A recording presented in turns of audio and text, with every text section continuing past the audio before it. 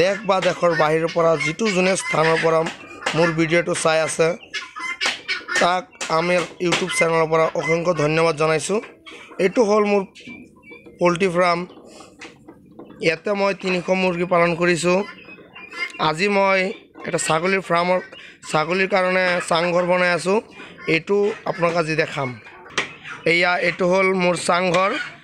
চাঙৰ ওপৰত মই ছাগলী ৰাখিম। এইটো আপোনালোকে 1 ইঞ্চিমান গেপ ৰাখিব যে ছাগলীৰ পায়খানা বা পেচাব যে তলত পৰি যায়। যদি পায়খানা বা পেচাবখিনি তলত নপৰে তেতিয়াহ'লে ছাগলী পেচাবৰ পৰা এমনিয়া উৎপন্ন হ'ব। এমনিয়া উৎপন্ন হৈ পিছত ছাগলীৰ বেমাৰ হ'ব। এইটো মই ইমান ওখ দিছোঁ যে এটা মানুহ সোমাই কিনে পিছত জাগাখিনি সাফ কৰিব পাৰে। এইটো মোৰ ফাৰ্ম। মই দেখাই দিম মোৰ ফাৰ্মত কিমান ডাঙৰ বাউণ্ডাৰী আছে।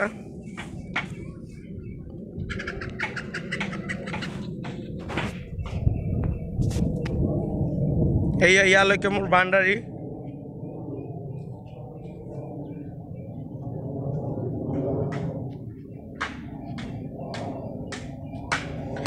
মোৰ বৰ্তমান ফাৰ্মত 300 মুৰ্গী আছে।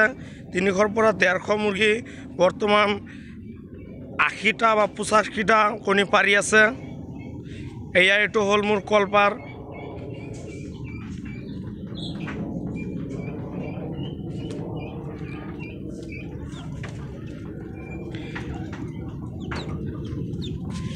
এইটো খাঁচাত মই ৰাখিছোঁ চীনা মুৰ্গীৰ পোৱালি আৰু কবুতৰ।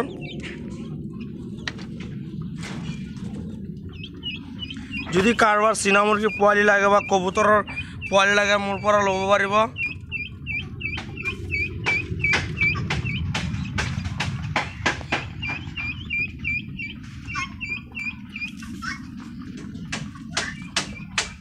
মোৰ এইটো ফাৰ্ম বনাওঁতে প্ৰায় 85,000 খৰচ হৈছে।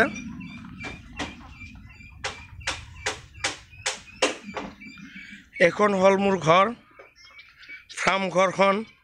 আৰু এইটা মুৰ্গী।